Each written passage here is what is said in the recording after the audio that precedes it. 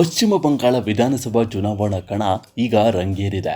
ಮಮತಾ ಬ್ಯಾನರ್ಜಿ ಅವರ ಭದ್ರಕೋಟೆಯನ್ನು ಭೇದಿಸಲು ಬಿಜೆಪಿ ತನ್ನೆಲ್ಲ ಶಕ್ತಿಯನ್ನು ಬಳಸುತ್ತಿದ್ದು, ಭರಪೂರ ಭರವಸೆಗಳ ಸಂಕಲ್ಪ ಪತ್ರವನ್ನು ಮತದಾರರ ಮುಂದಿಟ್ಟಿದೆ.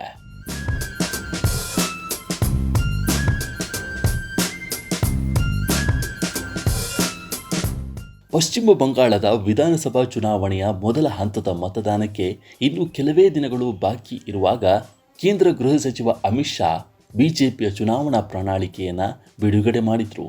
ಸಂಕಲ್ಪ ಪತ್ರ ಎಂದು ಕರೆಯಲಾದ ಈ ಪ್ರಣಾಳಿಕೆಯ ರಾಜ್ಯದ ರಾಜಕೀಯ ಸಮೀಕರಣವನ್ನು ಬದಲಿಸುವ ಆಕರ್ಷಕ ಯೋಜನೆಗಳನ್ನು ಒಳಗೊಂಡಿದೆ.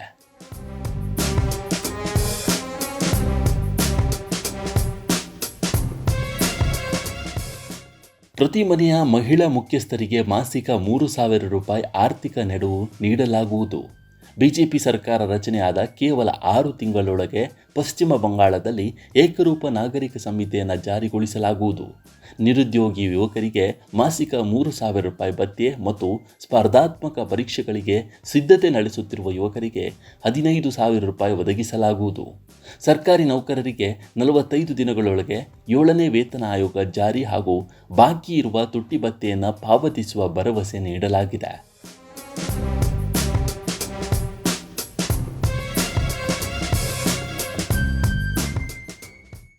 ಪ್ರಣಾಳಿಕೆ ಬಿಡುಗಡೆ ಮಾಡಿ ಮಾತನಾಡಿದ ಅಮಿತ್ ಶಾ, ಕಳೆದ 15 ವರ್ಷಗಳ ತೃಣಮೂಲ ಕಾಂಗ್ರೆಸ್ ಆಡಳಿತವನ್ನು ಕತ್ತಲೆಯ ಅವಧಿ ಎಂದು ಬಣ್ಣಿಸಿದರು. ಬಂಗಾಳದ ಜನತೆ ಈಗ ಭಯದ ವಾತಾವರಣದಲ್ಲಿದ್ದಾರೆ ಮತ್ತು ಬದಲಾವಣೆ ಬಯಸುತ್ತಿದ್ದಾರೆ. ಬಂಗಾಳದಲ್ಲಿ ದಶಕಗಳಿಂದ ನಡೆಯುತ್ತಿರುವ ರಾಜಕೀಯ ಹಿಂಸಾಚಾರದ ಪ್ರಕರಣಗಳನ್ನು ತನಿಖೆ ಮಾಡಲು ಬಿಜೆಪಿ ವಿಶೇಷ ಆಯೋಗ ರಚಿಸುವ ಭರವಸೆ ನೀಡಿದೆ.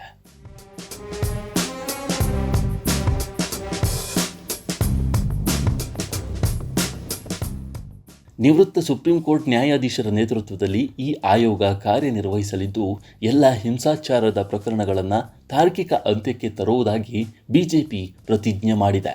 ಮಮತಾ ಬ್ಯಾನರ್ಜಿ ಅವರ ಲಕ್ಷ್ಮೀರ್ ಭಂಡಾರ್ ಯೋಜನೆಗೆ ಪ್ರತಿಯಾಗಿ ಬಿಜೆಪಿ 3,000 ರೂಪಾಯಿ ಮೊತ್ತದ ಭರವಸೆ ನೀಡಿದೆ. ಏಕರೂಪ ನಾಗರಿಕ ಸಂಹಿತೆ ಮತ್ತು ಭ್ರಷ್ಟಾಚಾರ ಮುಕ್ತ ಆಡಳಿತದ ಈ ಭರವಸೆಗಳು ಮತದಾರರ ಮನ ಗೆಲ್ಲುತ್ತದೆಯೇ ಅನ್ನೋದನ್ನು ಮೇ 4ರ ಫಲಿತಾಂಶ ನಿರ್ಧರಿಸಲಿದೆ. ನಮ್ಮ ಈ ವಿಡಿಯೋ ನಿಮಗೆ ಇಷ್ಟ ಆಗಿದ್ದರೆ ಲೈಕ್ ಮಾಡಿ, ಶೇರ್ ಮಾಡಿ ಮತ್ತು ನಮ್ಮ ಚಾನಲನ್ನು ಈ ಕೂಡಲೇ ಸಬ್ಸ್ಕ್ರೈಬ್ ಮಾಡಿ. ಧನ್ಯವಾದಗಳು.